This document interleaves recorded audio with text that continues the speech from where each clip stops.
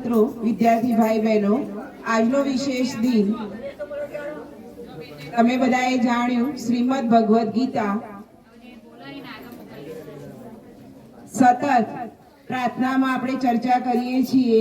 ગુરુવાણીમાં પણ શ્રીમદ ભગવદ ગીતા વિશે ઘણું બધું કહેવામાં આપણે કહીએ છીએ. તેમજ ક્લાસમાં પણ ઘણા વર્ગોમાં શ્રીમદ ભગવદ ગીતાનું પુસ્તક તમે વાંચ્યું હશે. વેકેશનમાં તમને લેસન આપવામાં આવ્યું હતું શ્રીમદ ભગવદ ગીતાનું પુસ્તક વાંચવાનું. આજના આ શ્રુતિને આપણે જોઈશું કે કદાચ તમે પુસ્તક ના વાંચ્યું હોય, ભૂલી ગયા હોય, તો થોડા સમયમાં આપણે આખા પુસ્તકનો સારાંશ કહીશું. તો ધોરણ 6 થી 8 માં પ્રથમ વખતે આ વર્ષે 2024-25 માં ગુજરાત સરકાર દ્વારા સર્વાંગી શિક્ષણનો એક ભાગ એવું શ્રીમદ ભગવદ ગીતાના મૂલ્યો અને સિદ્ધાંતો ભાગ 1 મૂકવામાં આવ્યો. ધોરણ 6 થી 8 વાળા છે એમને ખબર હશે કે આ દરેકની પાસે આ પુસ્તક હશે. તો આ પુસ્તકની ઉપર જે ચિત્રો આપેલા છે એ ચિત્રો અંદર આપેલી વાર્તાઓના છે. અંદર જે વાર્તાઓ આપી છે એ દરેક વાર્તાના ચિત્રો મુખ પૃષ્ઠ ઉપર આપેલા છે. આ સરકાર દ્વારા મળેલું વિના મૂલ્યે પુસ્તક છે. એ દરેક વિદ્યાર્થીને ધોરણ 6 થી 8 માં ગુજરાત સરકાર દ્વારા આપવામાં આવ્યું છે. એના અંદરના પેજ ઉપર એક સરસ મજાની રમત આપેલી છે કે તમારે પ્રશ્નોના જવાબ શોધી અને એના અંક અંદર લખવાના. એના પછી સંસ્કૃતમાં પ્રતિજ્ઞા પત્ર આપેલી છે શ્રીમદ ભગવદ ગીતામાં. કારણ કે જ્યારે શ્રીમદ ભગવદ ગીતાની રચના થઈ ત્યારે એના શ્લોકો સંસ્કૃત ભાષામાં લખાયા હતા.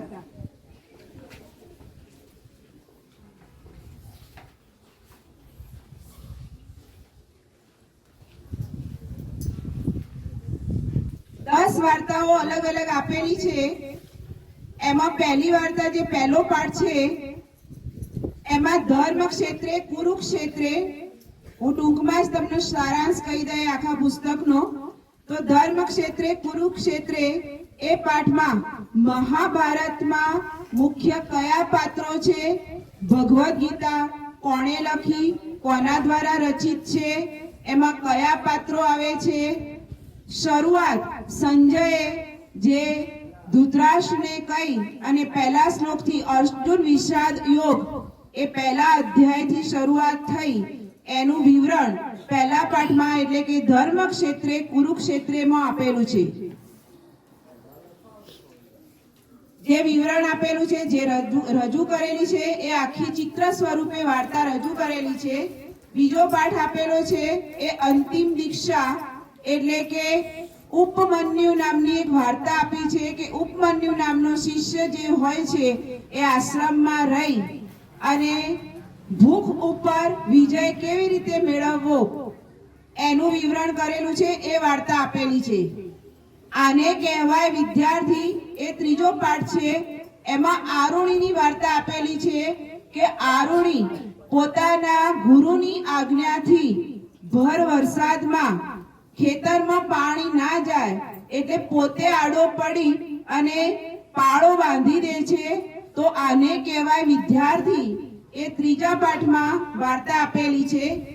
આપણી પરંપરા એમાં તમારા જેવા બે બાળકો અને એ આધુનિક વાર્તા છે કે એ બંને જણા જ્યારે પોતાના દાદાના ઘેર ગામડે જાય છે અને ત્યાં આગળ એમના દાદાએ જે ખેતરમાં આંબા ઉપર કેરીઓ હોય છે અને ઉપરની કેરીઓ એ જવા દે છે, એ ઉતારતા નથી.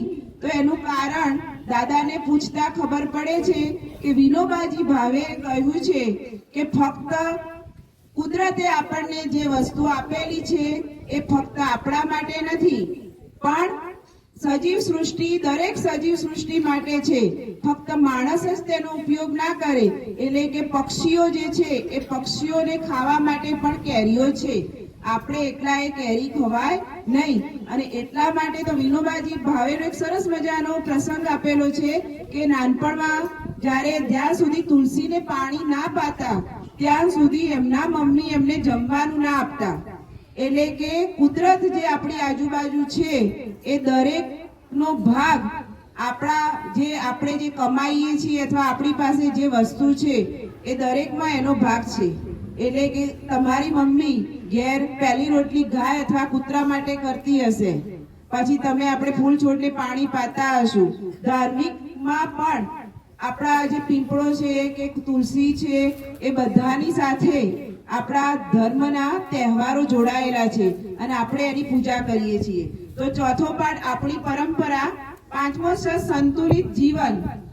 એટલે કે એક રાજાની વાત છે પ્રસન્ન જીત, અને એ રાજાને સંતુલિત જીવન. રાજા જેમ જેમ મોટા રાજા બેઠાડુ હતા, આળસુ હતા, અને જેમ જેમ એ વધારે ખાવાથી ને એનાથી આળસુ બની ગયા હતા, તો એમના ગુરુ ગૌતમ બુદ્ધ કહેવાય છે એમાં કે ઉપદેશ આપું છું અને એમને કહીશું કે તમે રોજ 1 કલાક બાળક સાથે રમો, ખાવાનું હોય એનાથી 1 કોળિયો ઓછો જમો, ભૂખ હોય એનાથી ઓછું જમો. એવું સંતુલિત જીવન કેવી રીતે જીવાય એ અંદર સરસ મજાની વાત આપેલી છે. ચાણક્યની અલિપ્તતા, એમાં ચાણક્યની વાત કરી છે કે ચાણક્ય જે હોય છે ગુરુ, એ એમના રાજાના ત્યાં જો નોકરી કરતા હોય છે તો ત્યાં એ મુખ્ય પ્રધાન હોય છે, પણ છતાંય પોતાની ઝૂંપડીમાં ફક્ત જરૂર પૂરતી જ વસ્તુઓ રાખતા. જ્યારે એક વખતે રાજાએ ધાબળા એમને ભેટ આપવા માટે, જે કહેવાય કે પ્રજાને આપવા માટે એમના ઘરે મૂક્યા હતા, તો રાત્રે ચોર આવ્યા. તો પણ ચાણક્ય હતા એ પોતે એમનો ધાબળો ઓઢીને જ ફાટેલા જેવો હતો તો પણ ઓઢીને જ ઊંઘ્યા હતા. તો ચોરે વિચાર કર્યો કે આમનું ઘર આખું આટલા ધાબળાથી ભરેલું છે, છતાંય એમણે રાજદરબારનો ધાબળો કેમ ઓઢ્યો નથી? તો ચોર ચોરી કરવા આવ્યા હતા તો પણ એમણે ચાણક્યને ઊભા કરી પૂછ્યું કે તમે આટલા બધા ધાબળા છે તો તમે તમારો ધાબળો કેમ ઓઢીને ઊંઘ્યા છો? તો ચાણક્યએ સરસ રીતે કહ્યું કે એ મારો નથી, એ રાજ દરબારનો છે, જે મારું નથી એ હું વાપરી ના શકું. એટલે ચોર પણ એ વખતે ઉપદેશ લેસન લઈને ગયા, પાઠ ભણી તો કોઈનું લેવાય નહીં. એટલે ચોરે ચોરી કરવાની છોડી દીધી. આવી સરસ મજાની વાર્તાઓ આપણને શ્રીમદ ભગવદ ગીતામાં આપેલી છે. કર્મણે વાધિકા રસ્તે, એમાં એક મધપુડાની કે વાત, એક રીંછણી અને એની વાત કરેલી છે.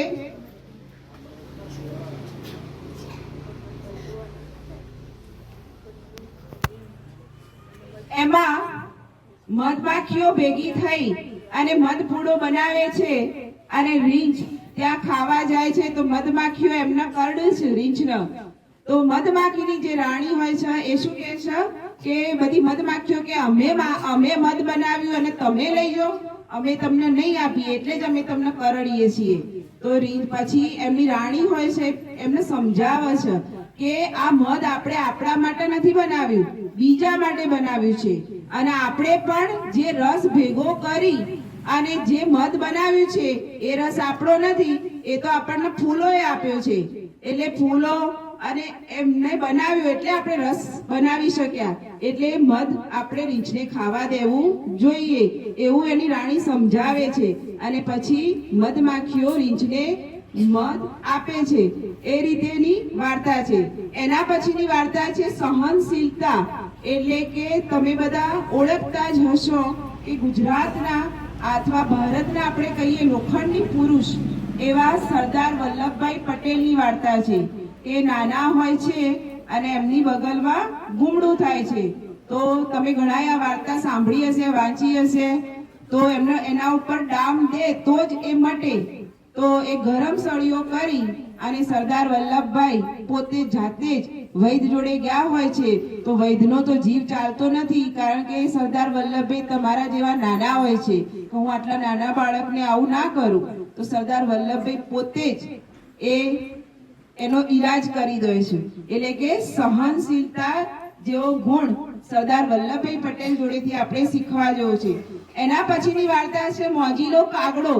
એટલે તમે બધાએ વાંચી હશે કે મોજીલો કાગડો, તો એના રાજા એને સજા કર્યું છે કાગડાનો, પણ કેટલી વખત કૂવામાં નાખ્યું છે, બીજાથી ઉપરથી નાખ્યું છે, તો પણ કાગડો હસતો ને રમતો જ હોય છે અને દરેક વખતે પોઝિટિવ જ બોલે છે કે હું તો મજામાં જ છું. કોઈ પૂછે એને દુઃખ રાજા આપતા હોય છે સજા સ્વરૂપે, પણ મોજીલો કાગડો કહે છે હું તો બહુ જ મજામાં છું. અને છેલ્લી જ વાર્તા છે એની કે સ્થિત પ્રજ્ઞ કોને કહેવાય.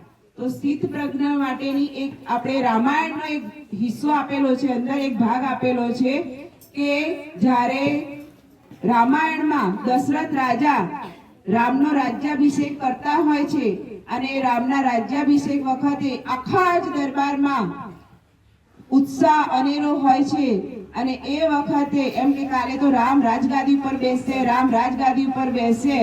અને રાત્રે રાણી કૈકેયી રિસાઈને બેસી જાય છે અને બે વચનો માગી લે છે કે રામને 14 વર્ષ વનવાસ અને મારા દીકરા ભરતને ગાદી.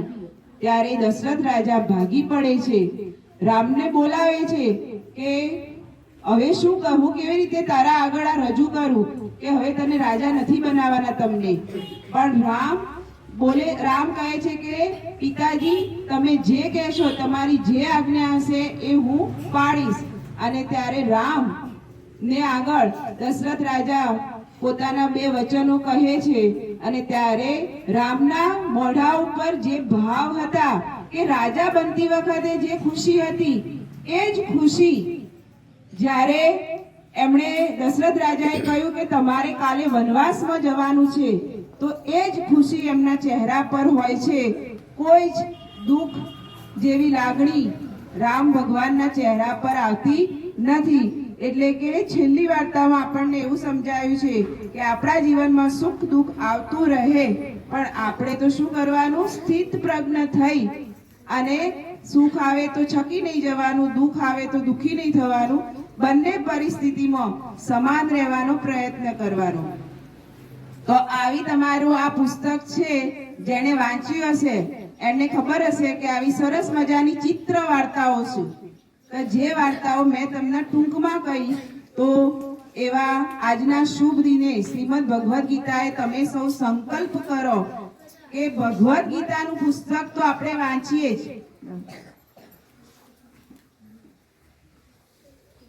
જે શ્રીમદ ભગવદ ગીતા આપણા માટે એક પવિત્ર ગ્રંથ છે, જે આપણા જીવનનો એક રાહ છે, જેના દ્વારા આપણને જીવન કેવી રીતે જીવવું એવું ભગવાને અર્જુનના માધ્યમ દ્વારા આપણને સમજાવ્યું છે.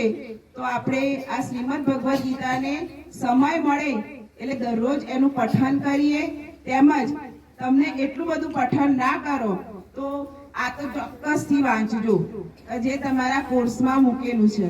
અને એના પછી એવું નહીં કે ઘણા લોકોની એવું હોય છે કે ગરડા થઈશું, ટાઈમ મળશે ને એટલે ભગવદ ગીતા વાંચીશું, પણ ત્યાં સુધી જીવન પસાર થઈ ગયું હોય છે અને પછી જીવવા માટેનો સમય આપણી પાસે હોતો નથી અને ખોટા નિર્ણયો જીવનમાં આવી ગયા હોય. તો જ્યારે પણ આપણે સંકટમાં હોઈએ ત્યારે ભગવાન કહે છે કે શ્રીમદ ભગવદ ગીતામાં બતાવેલા રાહ ઉપર આપણે ચાલીએ અને આપણા જીવનને સુખી બનાવીએ. જય શ્રી કૃષ્ણ.